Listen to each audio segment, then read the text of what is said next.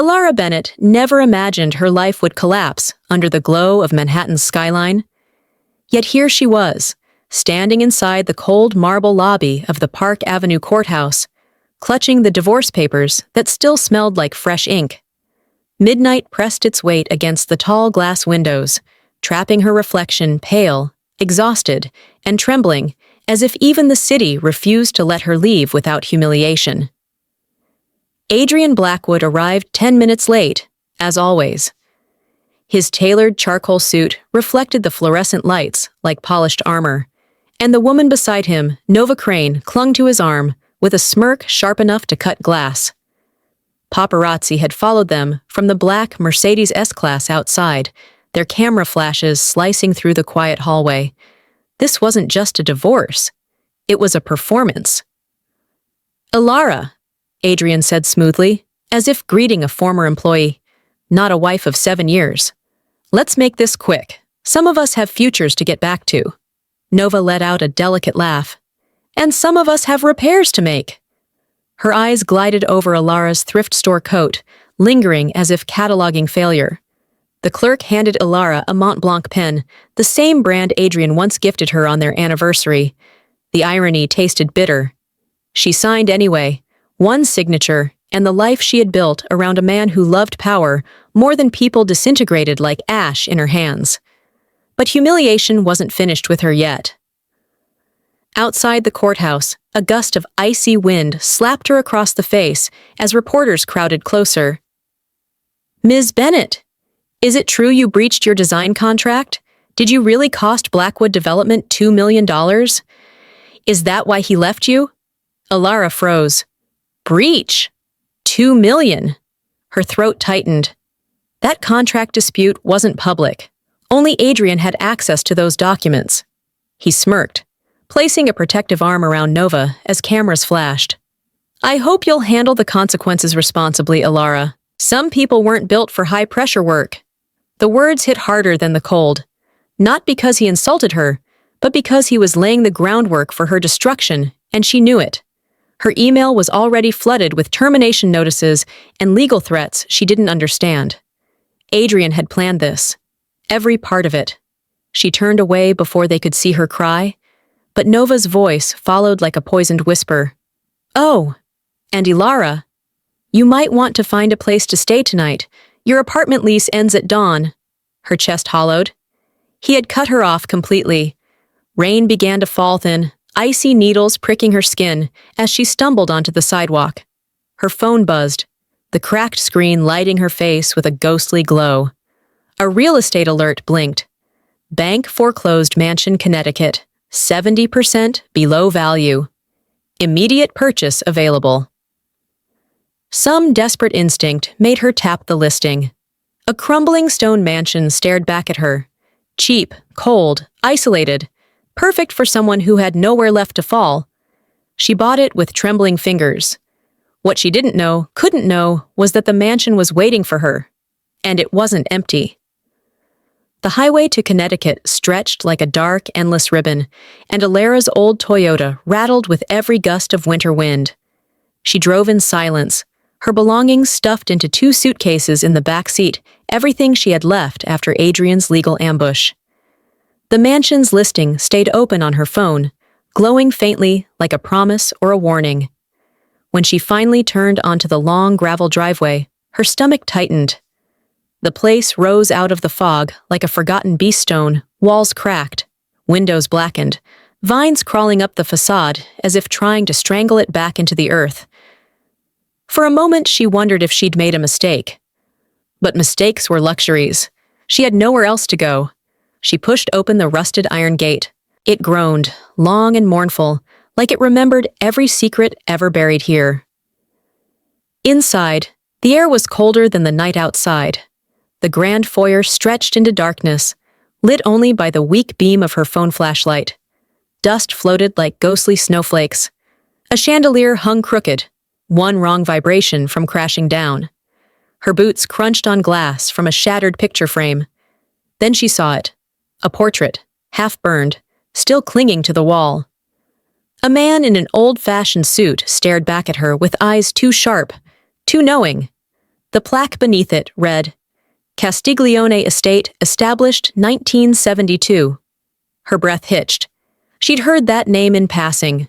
Stories of a family tied to old-world mafias, rumors whispered in diners, and fading police reports. She swallowed hard. Superstitions didn't matter. She needed shelter, not comfort. She set her suitcase on an antique table, its legs wobbling under the weight. Something clattered to the floor. A small metal box had been tucked beneath the table, coated in dust. She hesitated, then nudged it open with her foot. Inside lay a reel-to-reel tape recorder. Old. Rusted. Dead, she assumed. Until it clicked. A soft whir filled the foyer as the tape spun on its own. Then a man's voice, low and grainy, spilled from the machine. Don't trust him. If you're hearing this, it's already too late. Ilara froze. Her heart hammered so violently, she swore the mansion could hear it. Too late for who? Too late for what? A sudden thud echoed from the second floor. She wasn't alone. The thud from the second floor jolted through the mansion like a heartbeat, one that didn't belong to Ilara. She instinctively killed her phone flashlight, plunging the foyer into near blackness. Her breath formed quick, white clouds in the cold air as she pressed herself against the wall, listening. Another step, slow, heavy, deliberate. Someone was up there. Ilara's mind raced. No neighbors for half a mile. The property had been abandoned for decades. The realtor swore no one had keys except the bank, and now her. So who the hell was walking around above her? The tape recorder clicked again, its reel spinning lazily as the same voice whispered, If he finds out you're here, leave immediately. Her pulse spiked. Was the voice talking to her, or someone decades ago? She didn't have time to figure it out. A shadow moved at the top of the staircase, a silhouette against the faint moonlight leaking through cracked windows. She backed away, keeping her steps light on the dusty floor. When the figure shifted, a loose floorboard creaked under its weight. The sound echoed through the mansion's hollow interior. Ilara's throat tightened. If she ran outside, she'd freeze. If she stayed, she might die. She scanned the foyer frantically until her gaze landed on a narrow service door partially hidden behind a curtain of cobwebs.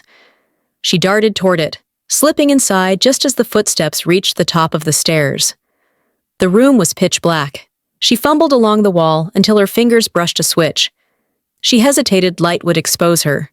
Darkness would swallow her. She chose darkness.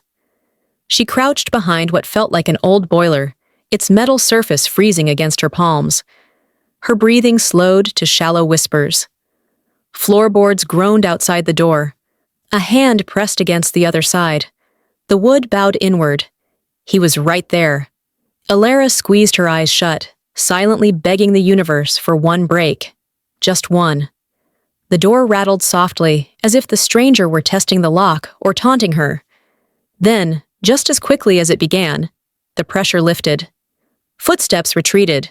Slow at first, then fading entirely. She waited a full minute before daring to exhale. Another. Finally, she pushed the door an inch open. The foyer was empty, except for one thing.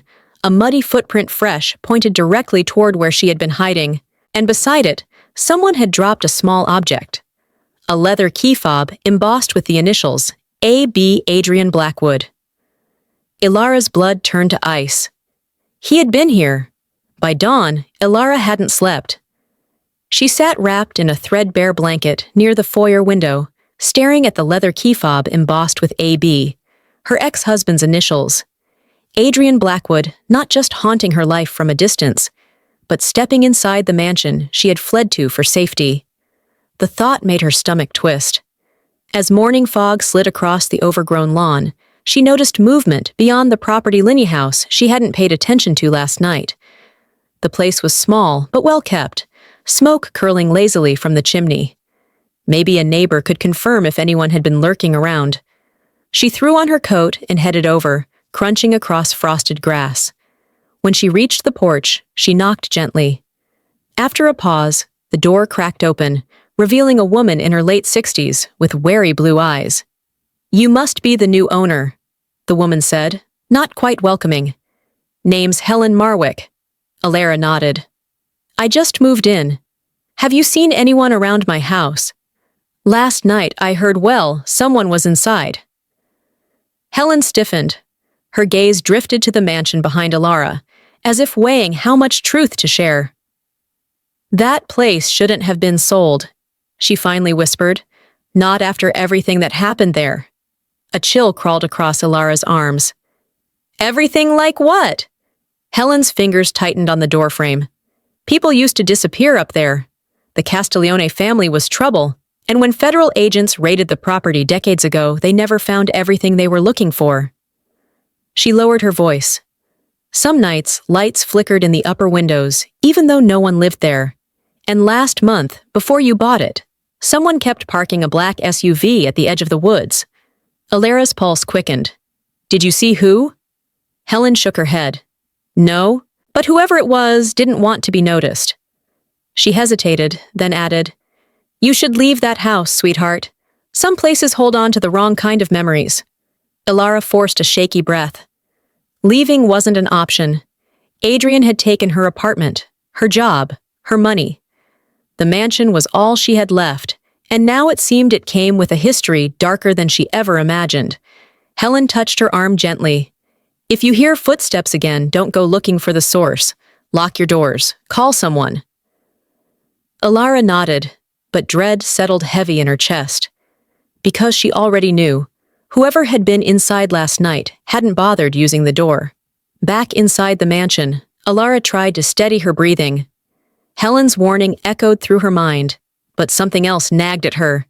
Something she had noticed earlier but pushed aside in panic. The wall near the staircase. The wallpaper had peeled back just slightly, as if someone had tugged on it recently. She approached it now, fingers trembling. With a careful pull, the wallpaper tore away in a long strip, revealing a hidden seam. Her heart pounded. She pressed gently, and the panel shifted inward with a soft click. Behind it lay a narrow cavity stuffed with rolled documents bound by brittle twine. Alara dragged them out, dust raining down like gray snow. She unrolled the largest sheet across the floor. It was a blueprint yellowed with age, corners torn, but unmistakably detailed. The Castiglione mansion. Except not the version she just walked through. This blueprint showed entire structures that didn't exist anymore. 2 underground chambers, a concealed hallway behind the library, and a basement level marked with red ink, Vault 3C. A chill slid down her spine. Why would a home have a vault? And why had someone hidden the blueprint instead of discarding it when the house changed ownership? She flipped to another sheet and felt her stomach drop. This one wasn't a blueprint. It was a map hand-drawn, full of symbols, arrows, and cryptic notes. Next to the mansion outline, a phrase in Italian stood out. "Chi trova, tieni, finches, non lo reclamano." Who finds it, keeps it until they come to claim it.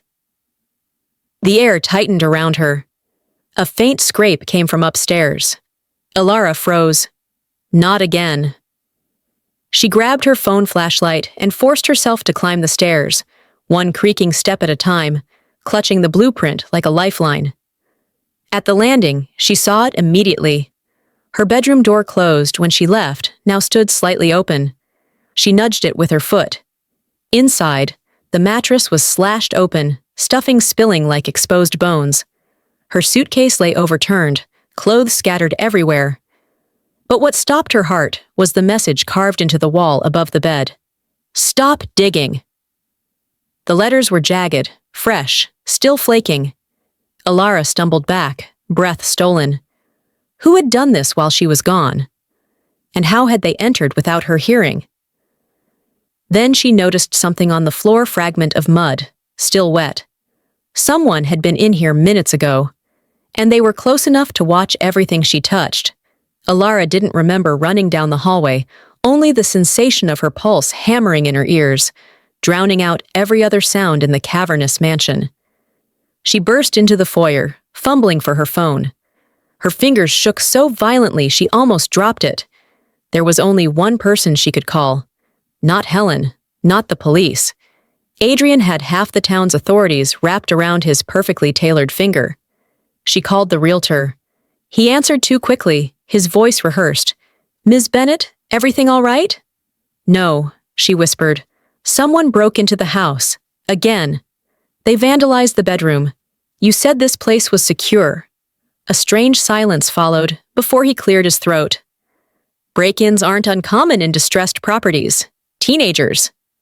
"These were not teenagers," Alara snapped. "There was a message carved into the wall telling me to stop digging." Another pause.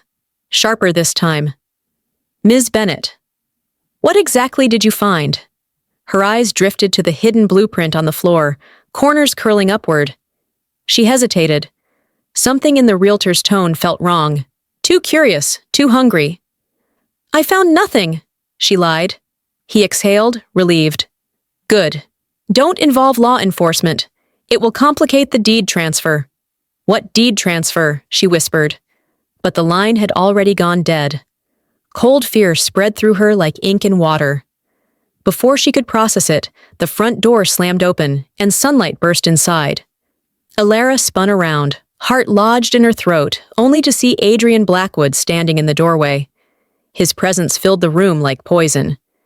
He took a slow step inside, eyes sweeping across the foyer until they landed on the blueprint. Something dark flickered in his expression. "So," he said softly, "you found the walls."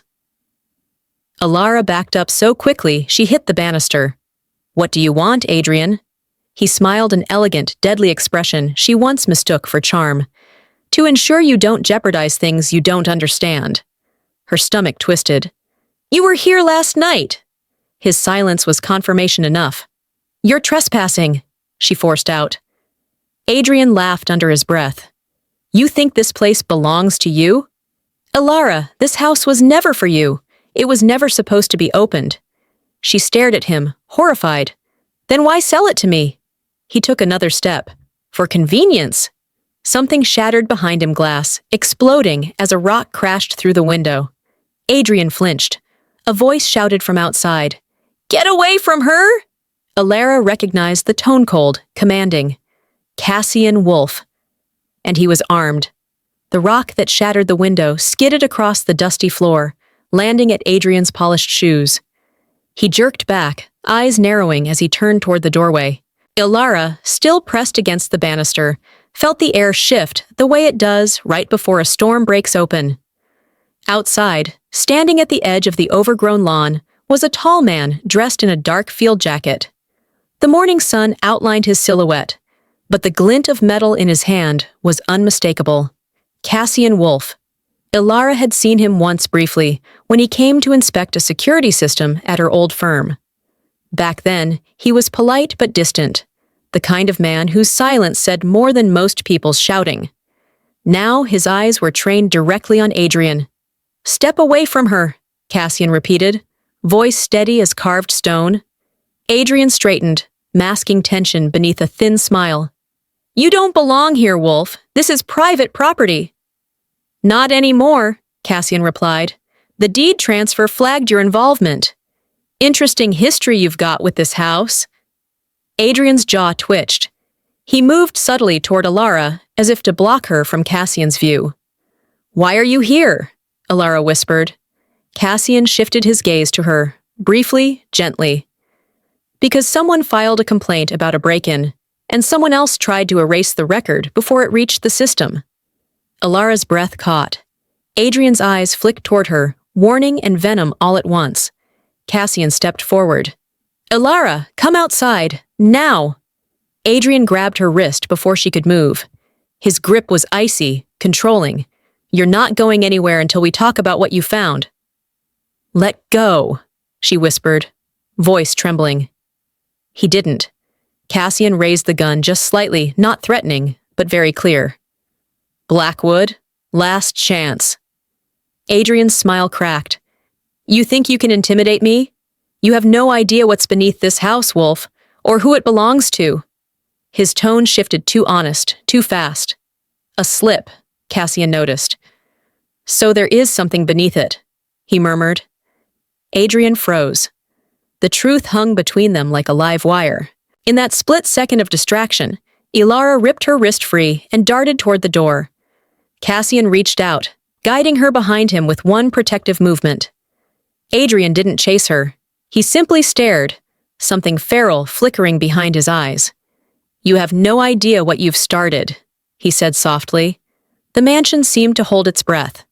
Then, from somewhere deep within the house, a floorboard creaked, but none of them had moved. Cassian kept Ilara behind him as he swept the foyer with precise, controlled movements. The creak from deep within the mansion, still echoed faintly through the hallways. Adrian stood motionless, jaw clenched, eyes darting as if calculating 100 possible outcomes. "Whatever you think you heard," Adrian hissed. "This house plays tricks, old pipes, settling wood. Don't be dramatic." Cassian didn't even look at him. That sound wasn't structural, it was weight. Ilara felt the cold crawl up her spine.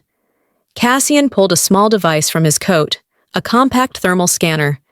He clicked it on, and a faint blue glow lit the peeling wallpaper. He panned it slowly up the staircase. At first, nothing. Then, a bright heat signature bloomed near the far end of the hall. Someone was up there. Adrian moved too quickly. "Shut that off." Cassian's head tilted. "Why?" "Because you're trespassing with surveillance equipment. You're stalling," Cassian said flatly. Adrian's throat tightened. Before Cassian could make another move, Ilara noticed something else, something the other two hadn't seen. Near the staircase, next to a toppled vase, a tiny metallic lens glinted beneath the dust. A camera. Her heart lurched. She crouched and lifted it carefully. The wire was freshly cut, no more than a day old. "Cassian," she whispered, handing it to him.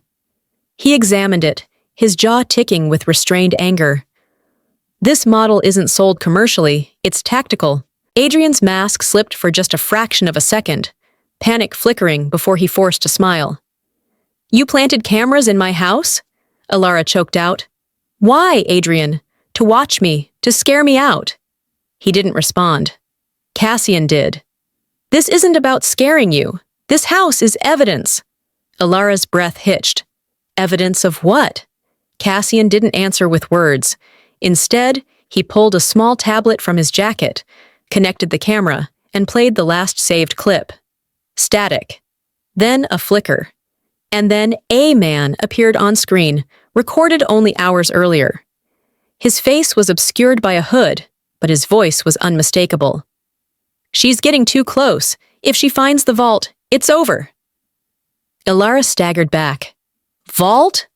Cassian's eyes locked with hers, steady, grim. "There's something under this mansion," he said quietly.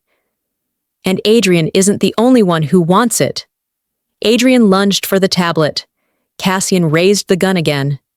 And across the tablet's screen, the hooded man added one final chilling sentence.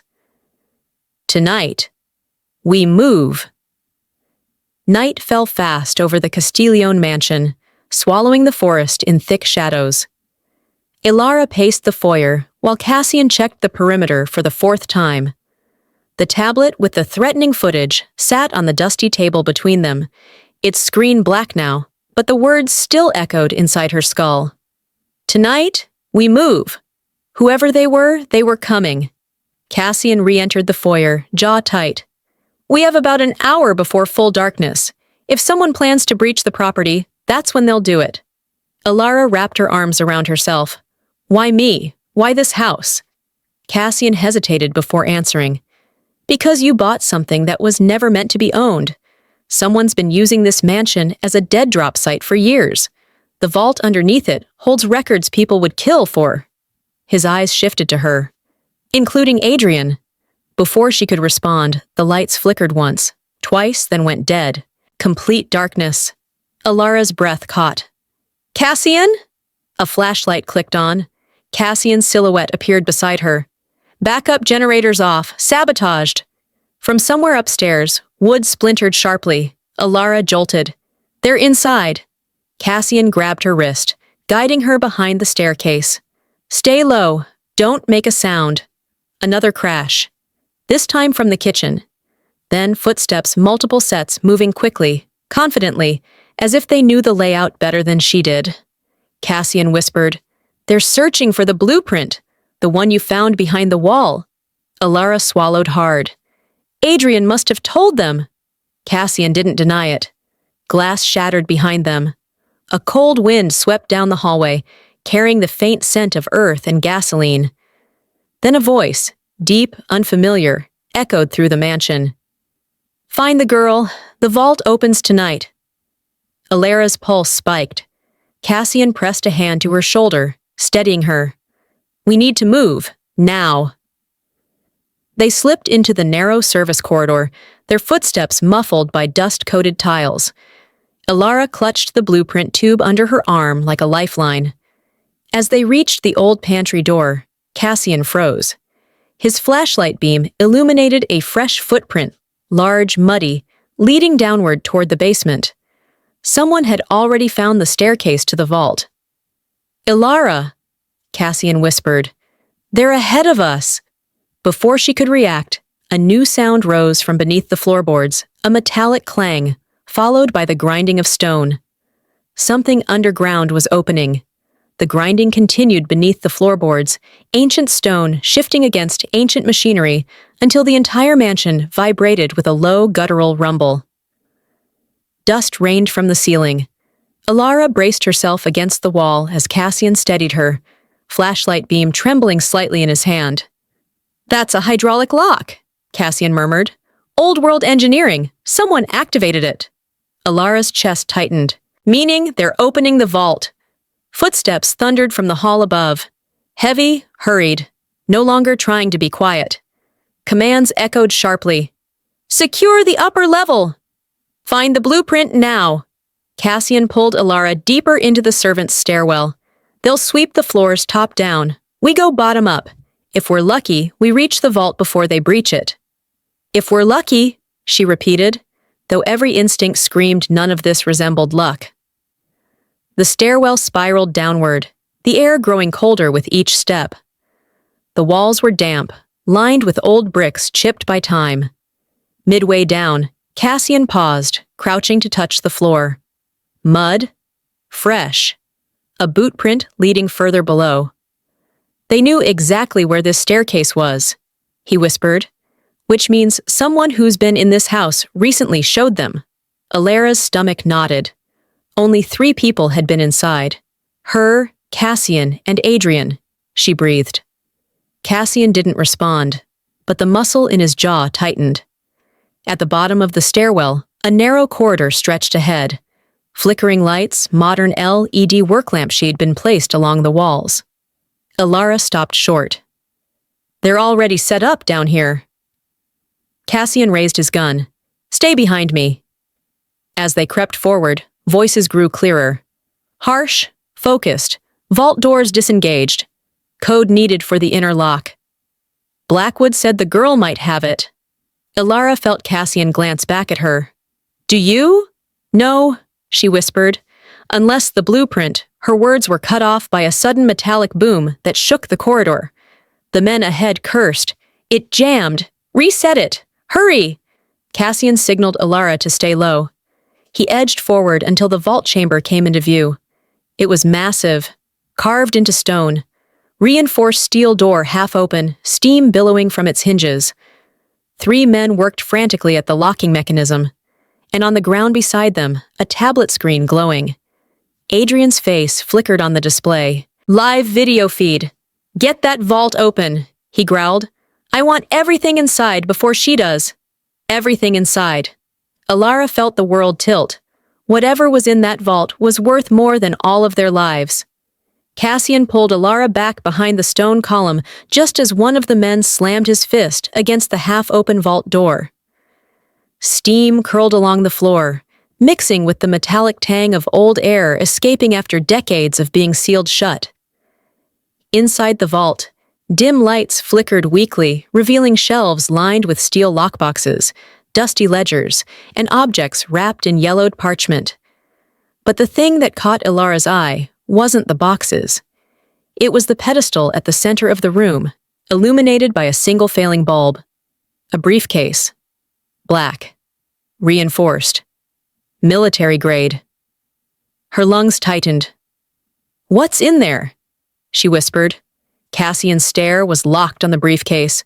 "If I'm right, evidence that can burn down half of New England's political network. Money laundering trails, payoffs, murder contracts. The Castiglione family kept records for protection. Insurance against betrayal." Ilara swallowed. "And Adrian wants it." "He needs it," Cassian corrected. "If his name, or his father's, is inside that case, his career is over. His freedom, too." Before she could respond, one of the men kicked the vault door, shouting, "The interlock isn't responding! Someone jammed it!" The others cursed. Tools clattered. Cassian's eyes narrowed. "They're losing time. This is our chance." But Ilara grabbed his arm. "No. Listen." A faint sound drifted from inside the vault. A soft beeping. Steady. Rhythmic. Not machinery. A bomb. Cassian reacted instantly, pulling her back behind the wall. They rigged it to blow the vault if something went wrong. Ilara's stomach plummeted. Why destroy evidence Adrian needs? "He doesn't want the evidence anymore," Cassian said darkly. "He wants to erase it." The beeping grew louder. One of the men finally noticed. "Hey, what's that?" He didn't finish. Cassian yanked Ilara down the hall just as a thunderous explosion ripped through the underground chamber. Heat and dust blasted past them, the shockwave slamming her into Cassian's chest. The lights overhead burst, showering sparks. Alarms screamed. Pipes ruptured. Fire licked the corridor walls. The vault, everything inside it, was gone. When the dust settled, Cassian rose first, helping Ilara to her feet. She coughed, wiping soot from her face. "Adrian destroyed decades of evidence," she whispered, voice trembling. "Has covering something so big he'd rather blow up a vault than let it be seen." Cassian met her eyes, grim and certain. "Ilara, whatever he's hiding didn't die in that explosion." "Why?" Cassian lifted the blueprint tube from the floor. "Because the master record isn't kept in the vault." He tapped the blueprint. "It's hidden somewhere in this house." Smoke still clung to the basement corridor as Ilara and Cassian staggered up the narrow service stairs. Every step echoed with the memory of the explosion, the vault reduced to rubble, the truth buried under burning stone. But the blueprint tube in Cassian's hand remained intact, and that alone made Ilara's pulse race. If the master record was hidden somewhere in the house, then Adrian's attempt to erase the past had failed. When they reached the foyer, Ilara's phone lit up with a vibrating buzz. A blocked number. She hesitated, then answered. A familiar voice slid through the speaker like cold venom. "Ilara," Adrian breathed. "You've caused me a great deal of trouble." She froze. Cassian watched her carefully, gun still drawn. "What did you do?" she whispered. Adrian chuckled. "I cleaned up a loose end. Shame you were in the vicinity, though. Explosions can be unpredictable." A pause. "But you're alive, which means I still have leverage." Ilara's grip tightened. "You destroyed evidence tying you to the Castiglione family. That vault held more than you could comprehend," Adrian said sharply. "It should have stayed sealed. Just like this house." Cassian snatched the phone, voice low and lethal. "Blackwood, if you come near her again—" "Oh, Wolf," Adrian interrupted smoothly. "I already have—" The line went dead. A chill ran up Ilara's spine. "He's on the property." Cassian nodded once. "He wouldn't call unless he was watching us." Before he finished speaking, the mansion's front door slammed violently. Both of them spun around. Footsteps multiple scattered across the porch. Shadows moved behind the stained glass windows. Cassian motioned Ilara back, positioning himself between her and the noise. Then, through a gap in the shattered windowpane, a figure leaned just close enough for the dim hallway light to reveal their face, Nova Crane. Her mascara streaked, her lips split, her expression wild with panic. "Let me in!" she cried. "Please, he's going to kill me!" Cassian reached for the lock, but Ilara grabbed his wrist. "Cassian, what if it's a trap?" Nova pounded on the door with shaking fists. I swear I didn't know he would blow the vault. He thinks I stole something. Elara, please. Cassian scanned the perimeter, assessing danger. Someone else is out there. We need to move. Before Elara could react, the porch lights flickered, and a tall figure stepped behind Nova, gripping her by the hair. Adrian. His eyes locked on Elara through the glass. Open the door, Elara, or she dies. Adrian's grip tightened around Nova's hair, yanking her head back just enough to make her gasp. Her breath fogged the cracked glass as she pressed her palms desperately against the door. Elara, please, he's insane, Nova choked out. Adrian silenced her with a jerk. His eyes cold, calculating never left Elara's. You have 10 seconds, he said calmly. Open the door, or I end her little influencer career permanently. Cassian positioned himself beside the window, gun raised but angled downward, waiting for a clean shot. Don't open it, he muttered to Elara. He'll kill her either way, and then he'll come for you. Elara's pulse hammered against her ribs. Nova had helped destroy her life. She had mocked her, lied about her, publicly humiliated her. But watching her now terrified, bleeding Elara felt something she didn't expect. Humanity. Adrian, she said, voice trembling, but steady enough to buy seconds. You don't need her. You want the master record. That's what this is about. Adrian smiled, a slow, sinister curl of his lips. I don't need anything from her. I need leverage over you. He tightened his grip until Nova whimpered, and she served her purpose. The implication hit Elara like ice. Nova had never been a partner, just a tool. Cassian's eyes flicked toward Elara. Stall him. Elara swallowed hard. If you kill her, you'll never get the blueprint. For the first time, Adrian hesitated. A crack in the armor. Cassian seized the moment. Blackwood, let the girl go and walk away. You're already finished. FBI will be here by morning. The vault evidence didn't burn clean. You made mistakes. Adrian's smile returned, colder. I don't make mistakes, Wolf. But you do. Before Cassian could reposition, Adrian shoved Nova toward the door. She hit the wood with a cry, leaving a smear of blood on the glass. Then Adrian raised a pistol, sleek, matte, fitted with a suppressor. Elara gasped, Cassian! She lunged forward just as the gun fired. The muffled shot cracked the air, splintering wood inches from Cassian's head. He pulled Elara down behind the dining room doorway, shielding her with his body as another round shattered a lamp. Nova screamed outside.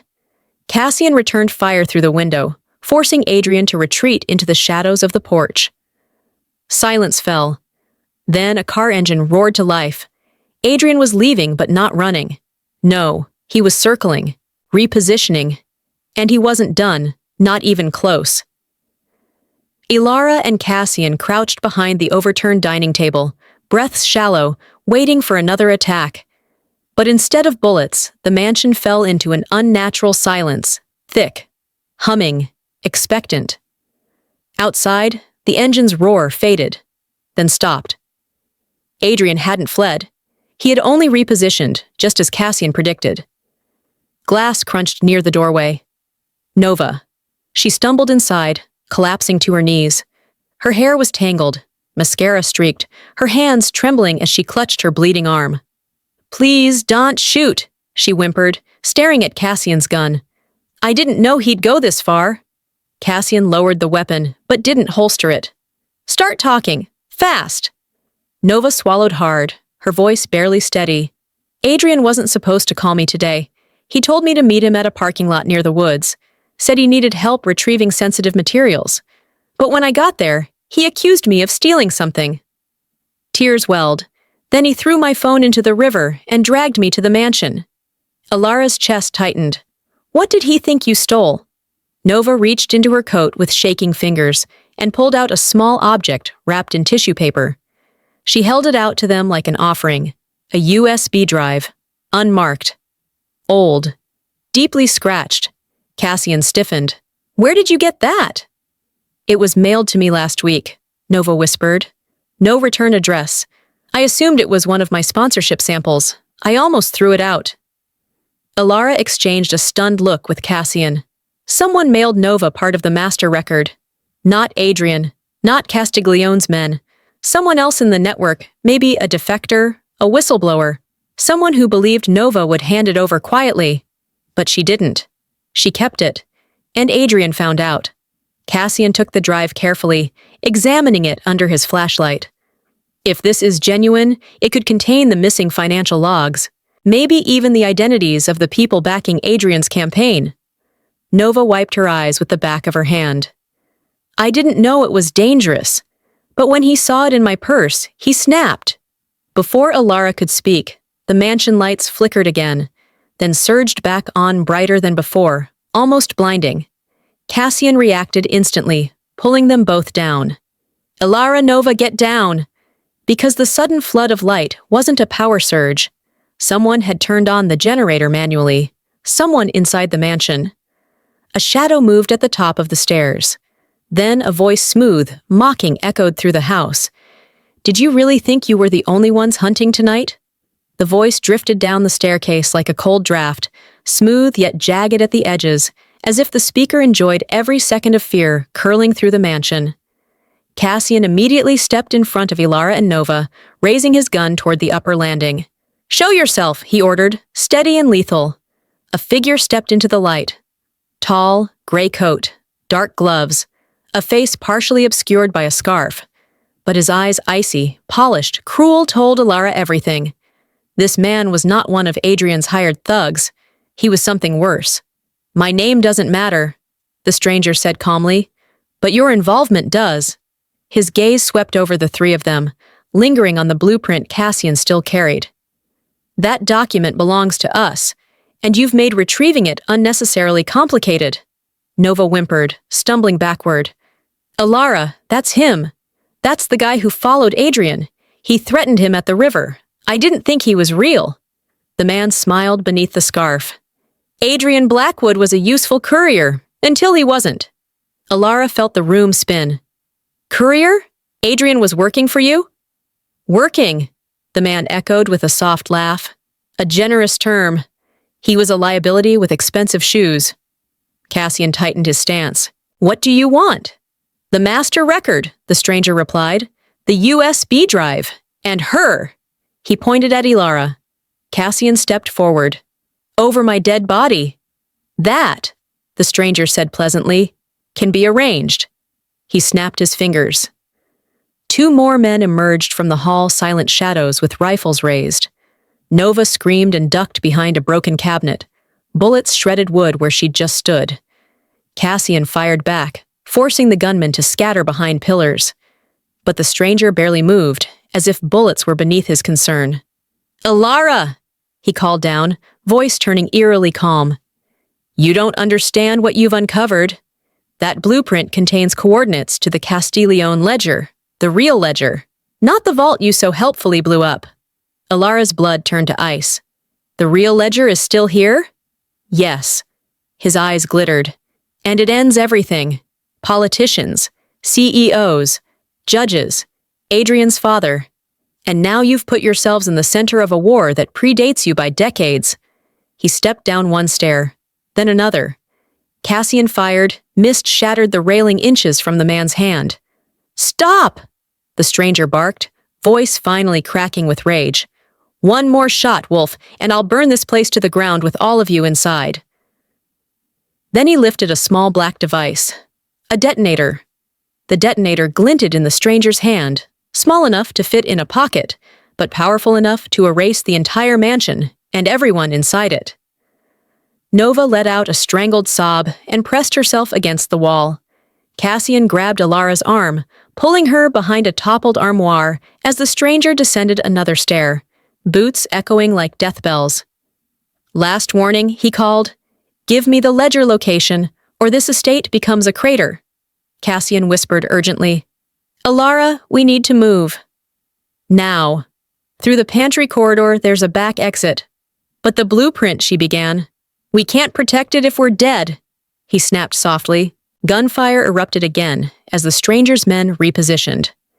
Cassian returned fire, driving them back long enough to get Alara and Nova moving.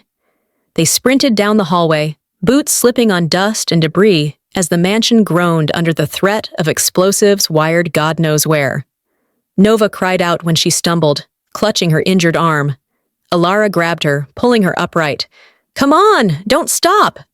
Smoke drifted from the upper floor within, ominous tendrils that suggested the stranger wasn't bluffing. He was already prepping ignition points. They reached the pantry door, old, heavy, barely hanging on its hinges. Cassian shoved it open, revealing a narrow corridor lined with rusted pipes. "Stay close," he ordered. "This leads to the mudroom, then the woods." Behind them, the stranger's voice thundered through the mansion. "Wolf! Bennett! You can run, but this land is mine to burn!" Cassian cursed under his breath. "He's triggering it! Move!" The corridor shook violently, dust raining from above, as a small explosion rocked the west wing. Ilara gasped, stumbling into the wall. The air thickened with smoke and something sharper accelerant. "Hez setting controlled charges," Cassian said. "He wants to collapse the house inward. Faster detonation, less evidence." Another blast. The lights flickered, then died. Darkness swallowed them. Ilara fumbled for her phone flashlight, but Cassian grabbed her wrist. "No light! They'll track us! Hands on the wall! Follow the pipes!" Nova whimpered behind them. "He'll kill us! He's insane! He'll kill all of us!" Ilara reached back, squeezing her hand. "Not tonight! Keep going!" They pressed forward blindly, the corridor trembling with each distant explosion. Finally, a sliver of cold air brushed Ilara's cheek. The exit. Cassian shoved the back door open, and they stumbled into the freezing night, just as the mansion behind them began to collapse. The icy wind slapped Ilara's face as she stumbled into the clearing, lungs burning, legs shaking from the sprint through the collapsing mansion. Behind her, the Castiglione estate groaned like a dying beast. Flames licked through broken windows, eating their way up the rotting beams as explosions echoed one after another. The night sky glowed orange. Nova collapsed onto the frozen ground, sobbing uncontrollably. He did it. He actually did it. He burned the whole place, everything. He burned it all. Cassian didn't answer. His eyes were locked on the inferno, jaw clenched so tightly she could see the muscles twitch. The mansion, the vault, the hidden rooms, decades of secrets, were turning to ash. "Ilara," he said suddenly, grabbing her arm, "we need to get farther back. If the east wing goes, the tree line could ignite." But Ilara didn't move. Her gaze was fixed on the crumbling silhouette, the house that had nearly killed her, yet somehow felt like the first thing she ever claimed for herself. She had survived Adrian's betrayal, survived the intruders, survived the vault explosion, and now everything she was fighting to uncover was burning right in front of her. "It's gone," she whispered. "Everything." Cassian stepped closer. "No, not everything." He lifted the blueprint tube, miraculously saved, still clutched in his soot-stained hand. The master record's location wasn't destroyed. Not yet. But before Ilara could speak, headlights flared through the trees. A car engine roared closer, tires skidding on frozen leaves.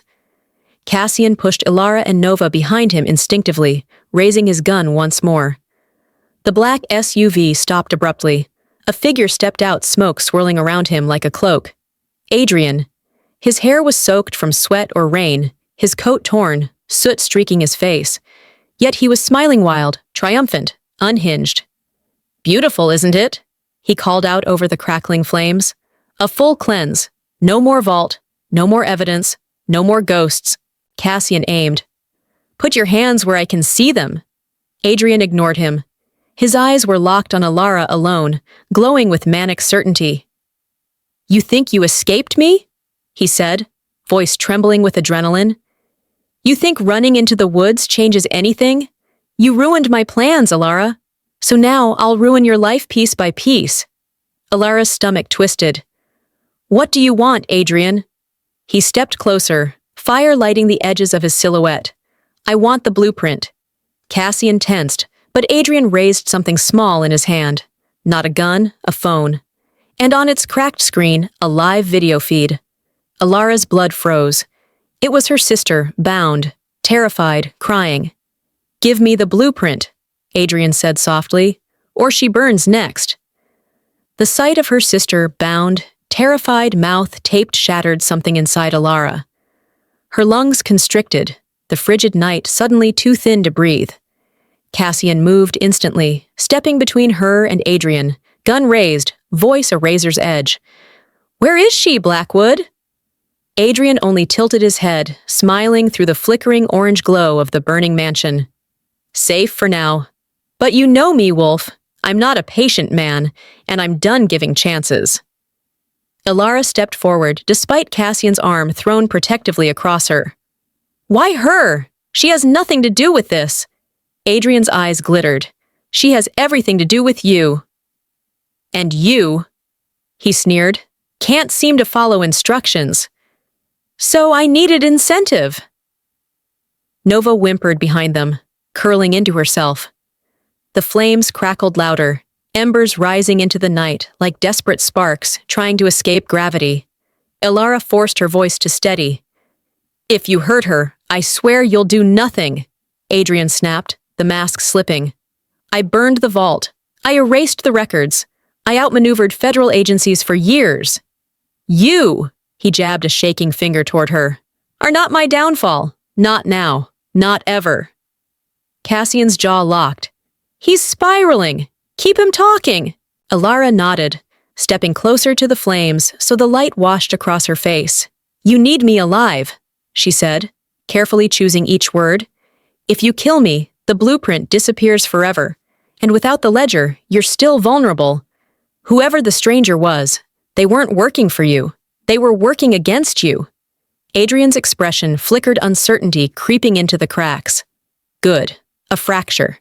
You think he wants to protect you?" she pressed. "He wanted the ledger for himself. And you just burned his vault. Do you have any idea what that means?" Adrian's breath hitched, just slightly. Cassian seized the opening. "You're a target now, Blackwood. Not a partner, not a courier, a liability. They'll erase you the second you outlive your usefulness." Adrian shook his head, trembling. No, I still have leverage. I have her sister. I still have." He looked down at the phone. The screen flickered. The video froze. Then connection lost. Adrian's face drained of color. No, that's impossible." A rustling from the tree line snapped everyone's attention. A figure emerged from the darkness, dragging someone over their shoulder. Alara's heart stopped. Her sister, alive. And the man carrying her? Not Adrian's enemy, not a stranger. It was a federal agent, one Cassian recognized instantly. "He's under arrest, Bennett," the agent said, breathless. "We traced his call." "You're safe now!" Adrian screamed. Adrian's scream tore through the night like an animal caught in a trap. The federal agent dragged Alara's sister forward, gently lowering her to the ground before pulling the tape from her mouth. She sobbed into Alara's arms, trembling violently. Alara held her tightly, tears burning down her own smoke-streaked cheeks. Cassian kept his gun trained on Adrian, but his voice softened when he addressed the agent. "How did you find us?" "We intercepted Blackwood's outgoing coordinates," the agent said. "He panicked and pinged a relay tower. Rookie mistake for a man who thinks he's untouchable." Adrian thrashed against the restraints Cassian slapped around his wrists. "You idiots don't understand. The ledger, if they get it, we're all dead." Cassian leaned close, expression carved from iron. "You mean you're dead?" But the agent shook his head. "No, he's partially right. The organization behind Castiglione isn't dead. Not fully. They've been dormant, waiting, and the ledger reveals all their shells, assets, contacts. With it, they fall. Without it, his gaze drifted to the burning mansion. They live another century." Alara swallowed. "But the vault is gone." Cassian lifted the blueprint. "Not the ledger." The agent blinked.